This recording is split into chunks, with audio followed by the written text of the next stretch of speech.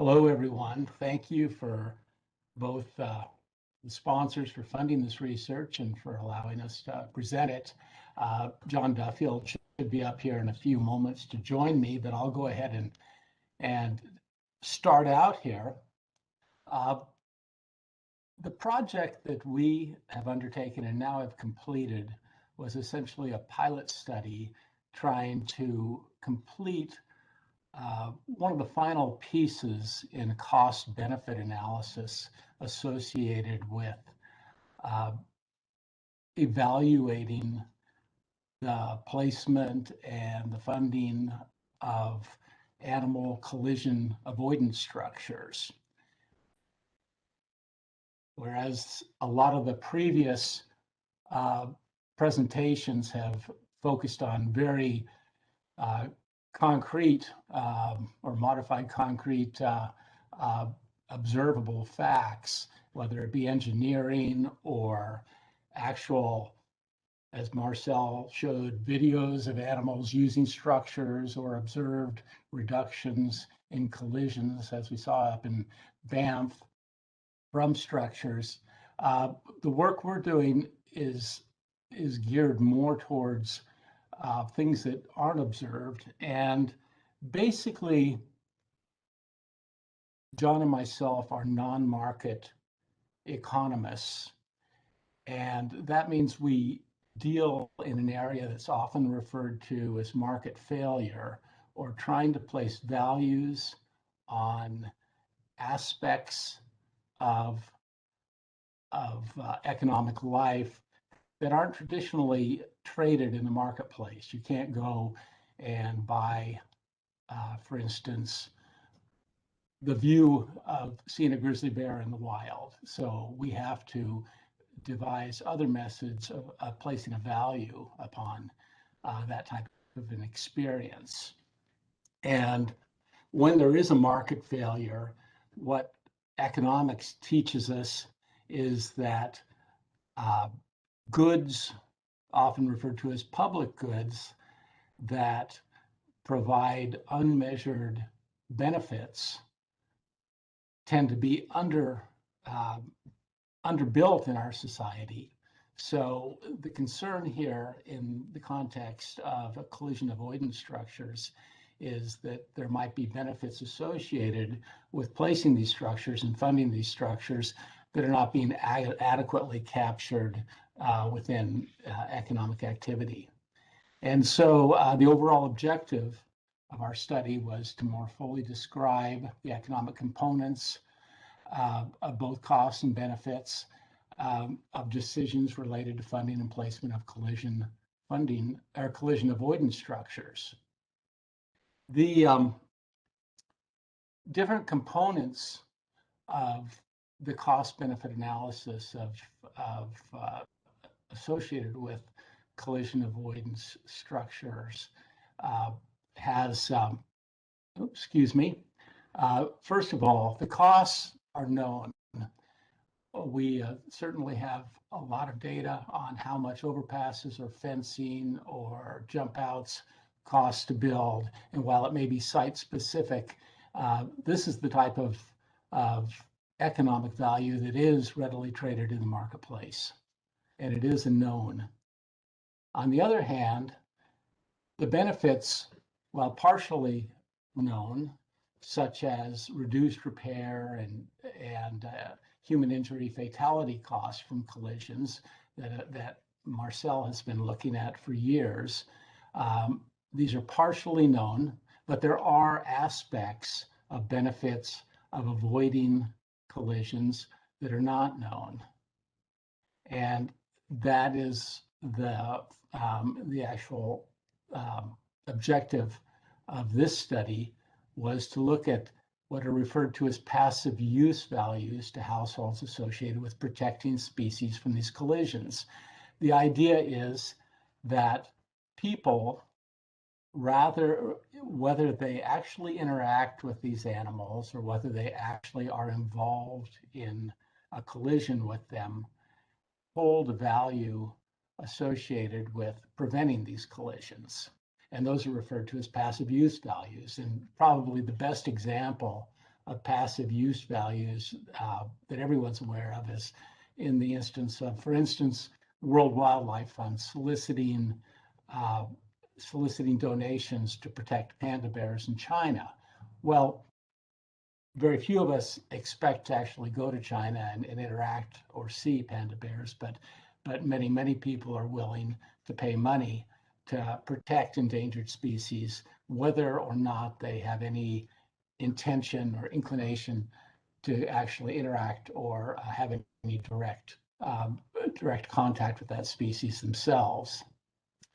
So our current research objective was very tightly to estimate the passive use value per animal related to funding collision avoidance structures in Minnesota targeting deer and turtles. Minnesota was chosen after talking to some of the partners and funders about what would be a good location. And within Minnesota, the species of deer and turtles were chosen as valuation targets. One, because deer are an obvious choice that are involved in many collisions in Minnesota. And then turtles were chosen because number one, they also are involved in a lot of collisions, but two, they're a fundamentally different type of collision, much less focused on damage to the cars, damage or any human injury, although that can occur if an accident happens. But so we looked at deer and turtles in Minnesota.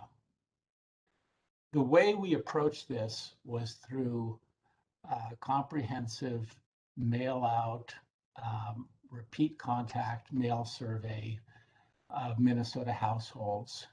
We started out by buying a sample of all Minnesota addresses from a national survey sample firm that sells these random samples that are updated monthly. And from that sample of 2,500, for 2,500 names and addresses, we first sent out a pretest of our. We had drafted a survey, and we had sent it out to folks in Minnesota, gotten comments back, we did a little bit of what we call cognitive interviewing, where we have people who we know who are familiar with these topics, and we have them go through the survey and suggest any changes or parts of the survey that might be unclear. Once we felt like the survey was well nailed down, we drew a couple hundred names randomly from the list of 2,500 names that we had purchased, and we mailed out a pretest to these 200 Minnesota households. And from the responses to that, we made a few small changes to the survey and then commenced with sending out the remaining 2,300 surveys. Overall, we were very surprised with the level of interest in the research and what we call the response rate, the surveys that we sent out. When I'd actually purchased the mailing list from this national firm that deals with survey research firms all around the country, I was told that I should only expect about 8% response rate on this survey. We ended up with about 23%, so we were very pleased with that. And I know that that sounds low, but survey research these days gets more and more difficult. We did follow a repeat mail contact protocol that's standard in survey research, where we started off by sending out a postcard telling people they'd been selected for the survey. Then we sent out a full survey packet, which included an introduction letter, the survey instrument booklet itself, and a postage paid stamped envelope for them to return it to us. And then we, about a week later, we sent a reminder postcard to them to ask them to be sure and send the survey back. And the questionnaires actually had a number of questions, and I see that John Duffield has just stepped in here. He'll be joining me. Had a number of questions. We asked people about their driving experiences, their past experiences with animal collisions, and then the core of the survey itself dealt with presenting the concept of collision avoidance structures, different types of structures, introducing the issues of turtle and deer collisions in Minnesota, and then asking some very specific and very carefully designed questions, which we call willingness to pay questions, that are designed to elicit a value from them that they would place on protecting these animals through funding these avoidance structures.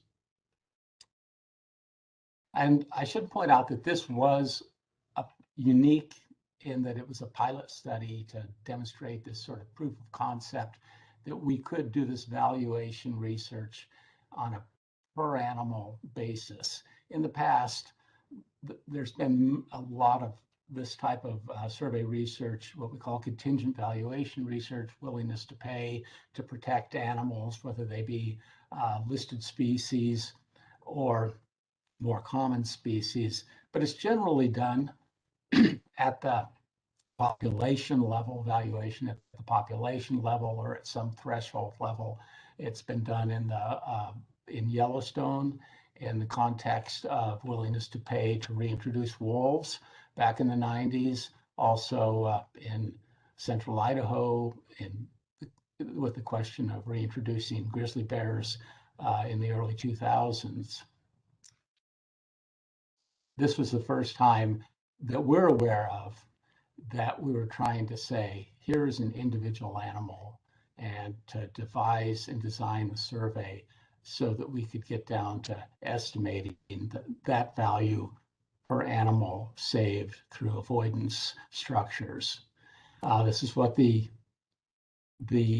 cover of the survey instrument looked like, just a couple of examples, kind of highlighting both big game crossing and then smaller exclusionary fencing crossing.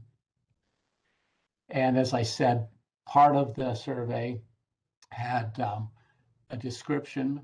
We started off after a couple of warm-up questions asking about how far people drive in a typical day, whether they'd hit different species in the past. We introduced the subject of different types of collision avoidance structures and described them. And this was followed up by, again, the core questions, which are evaluation questions. We had two kinds of evaluation questions that we used. This being a pilot study, we wanted to make sure we had a fallback if our first evaluation question didn't work. The one that you're seeing right now is called a discrete choice question, sometimes referred to as a conjoint question, where we ask people to choose between either a plan that has an expansion of wildlife vehicle collision reduction programs, or whether we don't have that plan. The plan A in this one, as you can see, shows that it promises or purports to promise a 50% decrease in collisions of deer, a 10% decrease in collisions of common turtles, and a 10% decrease in collisions of rare threatened turtle species. And it's presented as this choice, if you made it, would cost you $60 a year for your household for the next 10 years. So the trade-off is framed as a decrease in collisions of these different species against a cost to the household. I should mention that not everybody saw this question. Each person saw a couple of these questions with different percentage reductions in collisions and with different costs to the household. And there were, on top of this, there were 10 versions of the survey, so that we covered a wide gamut of percentage decreases and combinations of percentage decreases in the different species in conjunction with different costs.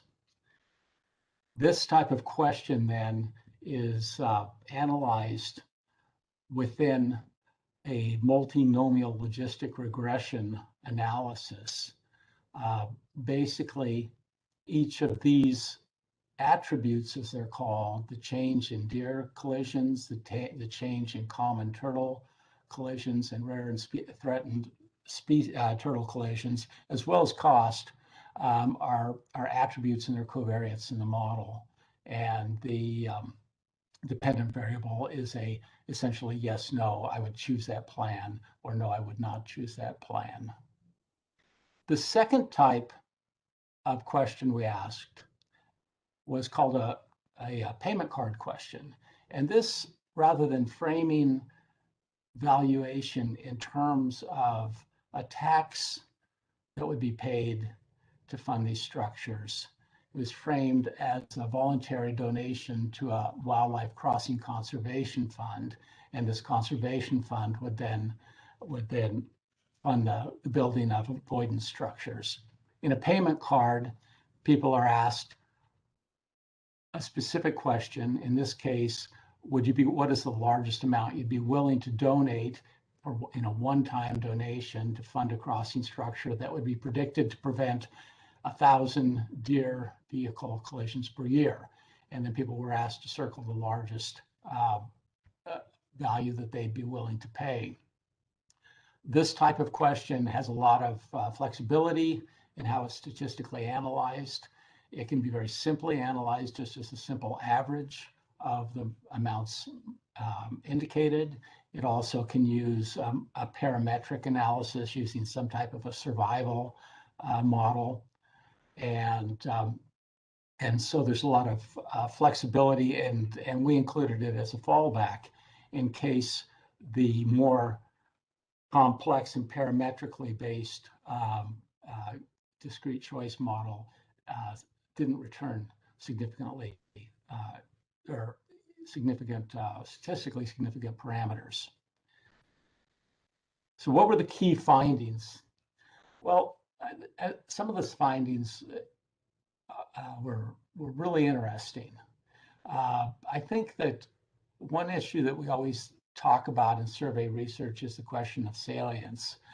Whether whether an issue means anything to the people who you're asking questions about. And I think that this survey, which we were sort of treading water on for a year because of COVID and the inability to do some pre-testing of our survey,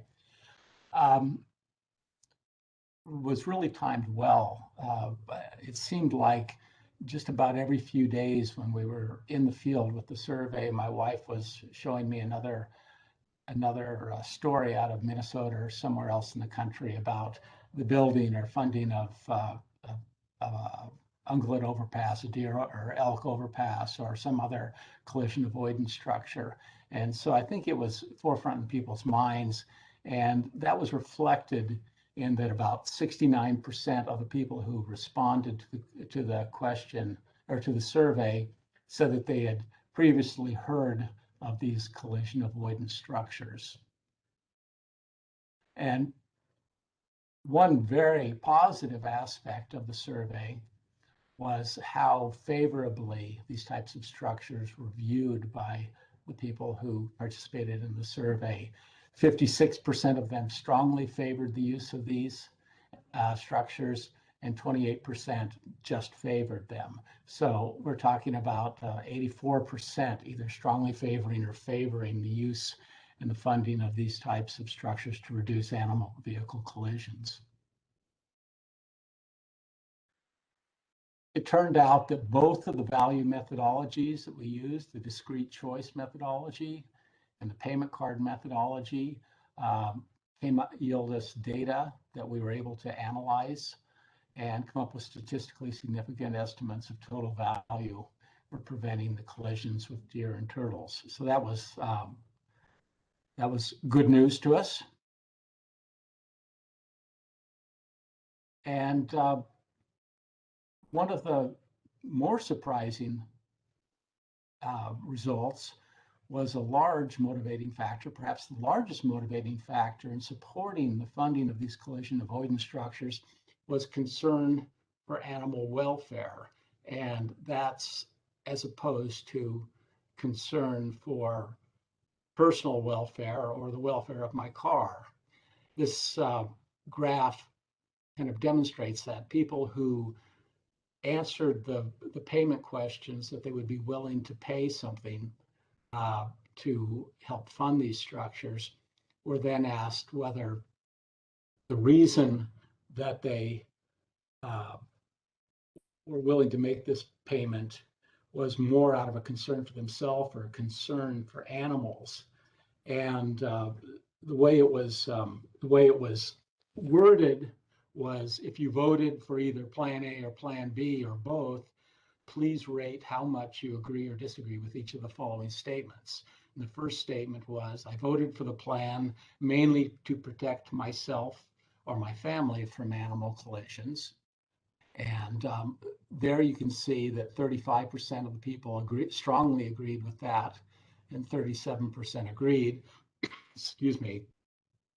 The second question was, I voted for the collision mitigation programs mainly to protect deer and turtles from vehicle collisions. There, an actual higher percentage, 41%, strongly agreed with that, and 40% agreed with that. Much smaller numbers disagreed with both of those statements.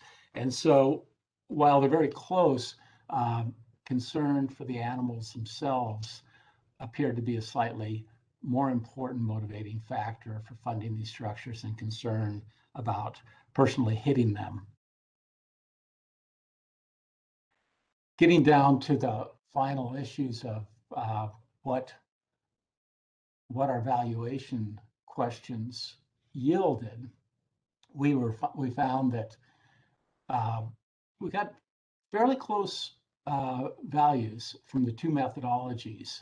For deer, from the payment card question, we found that the value per animal per household, that's per animal saved by a collision avoidance structure, was about 1.4 cents.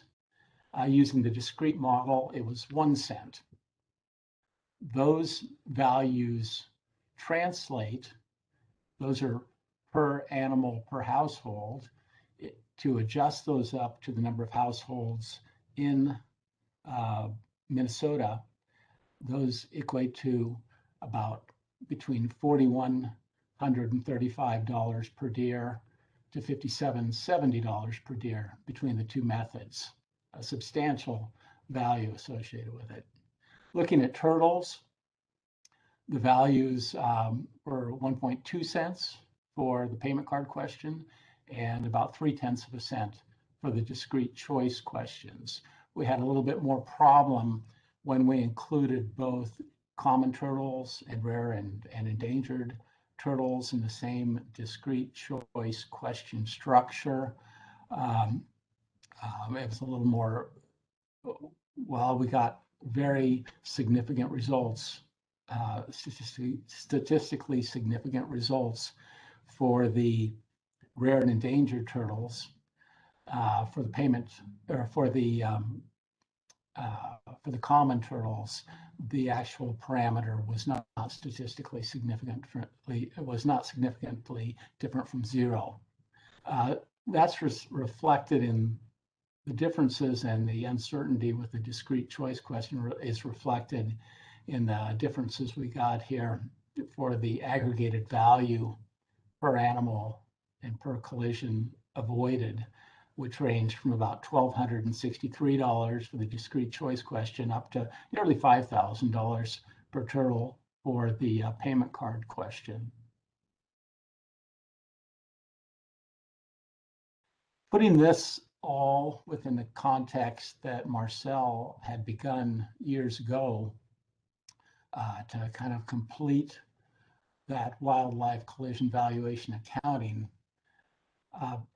Marcel and his co-authors in 2009 estimated somewhere around $6,000 per deer direct costs associated with the collision, whether it be vehicle or medical costs, bringing those earlier year dollars up to 2021 dollars. That's $8,325 in today's money per deer collision avoided. Adding from this study an average of our different methodologies, the passive use value per deer saved, 49.52, brings total value per deer collision avoided up to 13,277 in the case of Minnesota here.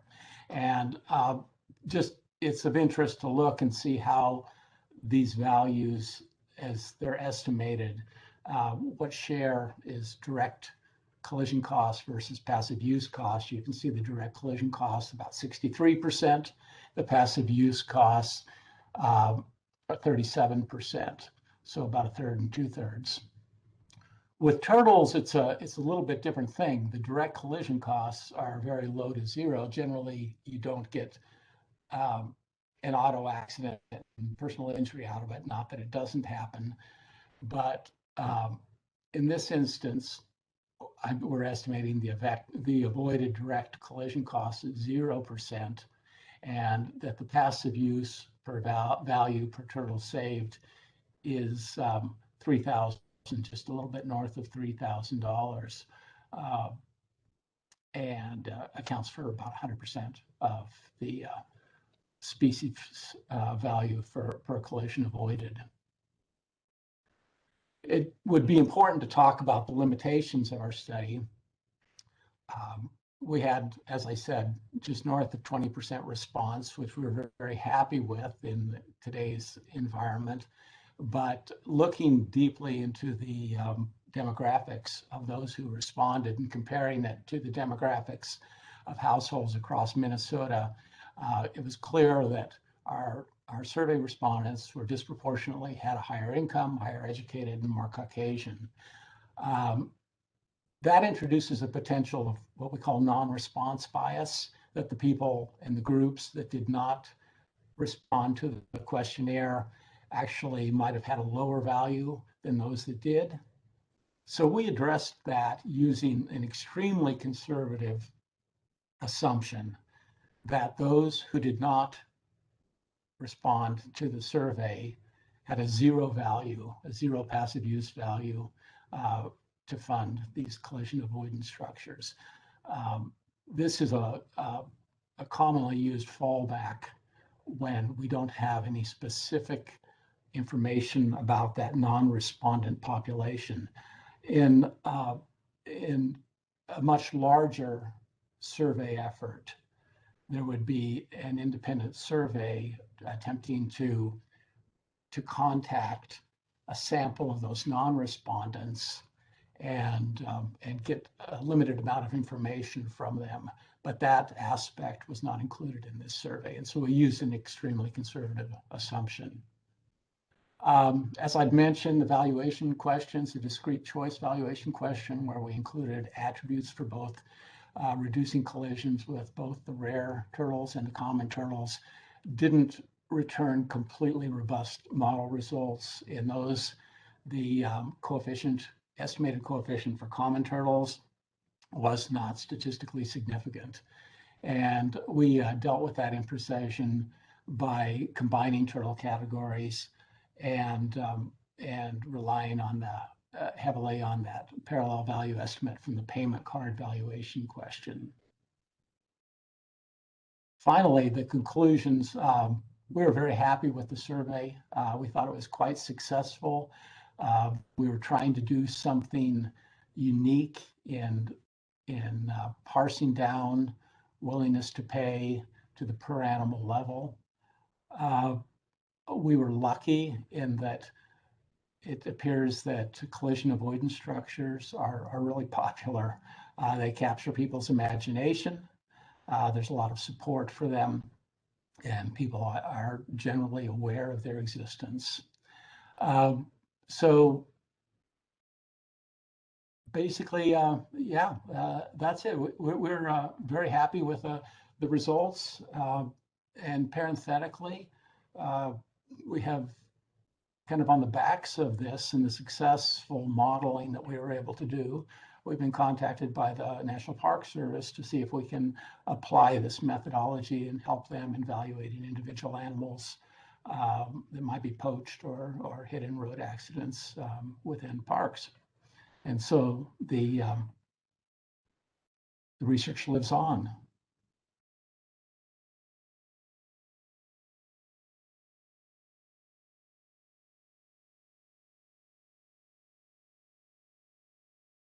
Sure.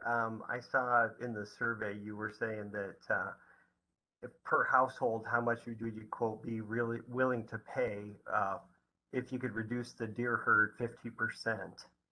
And when I saw that 50% number, I was just kind of appalled because here in Iowa, if I had $1 billion, I wouldn't even know where to begin to reduce how I would try to reduce the deer vehicle crashes by 50%. What was your thought process there?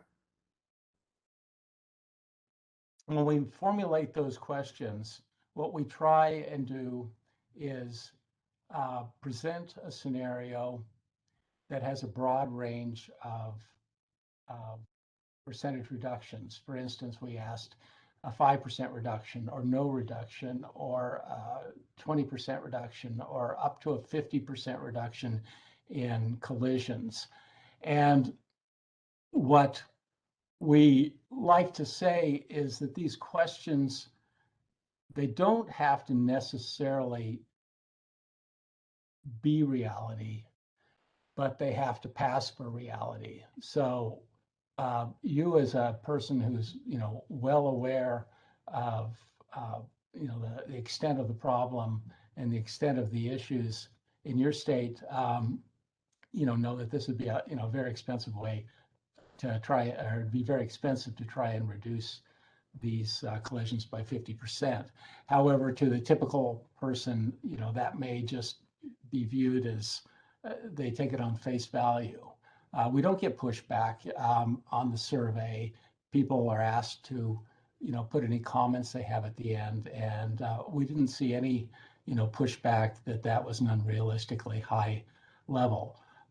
But to really get to your question, in order to statistically estimate these models, we need to have a range of percentage values and a significant range. What we'd like to do is, entice people with a high percentage reduction and maybe also have a very low percentage reduction, which make them think hard about whether they'd be willing to pay a certain amount in order to fund that. And I see a question here. Would you expect from these results that mitigation support for DVCs would be less in states with lower deer vehicle crashes per capita? I would think so. I would think that the salience of the issue would be lower. People would be less likely to have known people who have had been involved in these crashes or been crashes themselves. And aggregation is always an issue. We're aggregating on the household level. And so I guess I would expect that. John, do you have any thoughts? Sure. Yeah. Another question is, I wasn't sure how you got the value per animal per household of 1 cent and then back to per animal. If it's not too complicated, can you review that? Sure. We have value per animal per household, and then we simply multiplied that by the number of households in Minnesota, because this is a Minnesota specific survey. One tweak we made to that was we looked at the percentage of households in Minnesota that have cars, and so we reduce the total number of households by the percentage that are not, they don't have cars and don't drive, just to be conservative. And so it was simply just taking that value per animal times whatever it was, 2 or 3 million um, uh, households. And then the next step, once we had multiplied by the number of households, we basically reduced that value by 80%, because remember that 80% of our sample that did not return a survey, we got a survey response rate of just north of 20%. So 80% didn't. We assumed that their value was equal to 0. And so we were basically taking full value for 21%, and 0 value for 80%, and multiplying those products together, or adding those products together. So that's how we got from 1 cent per household per animal up to a per animal saved value. So you have an estimate for how different the theoretical willingness to pay a tax versus actual voting to impose a tax on oneself actually is. Well, there actually has been, quite a bit of research on that, and the a lot of the guidance on this type of question is to actually ask these questions as what's called a referendum type question. Would you be willing to pay much as you would face it in voting on a tax in an actual election, or some type of a referendum? And there is quite a literature on differences between the theoretical willingness to pay and actual willingness to pay, but the results are all over the place.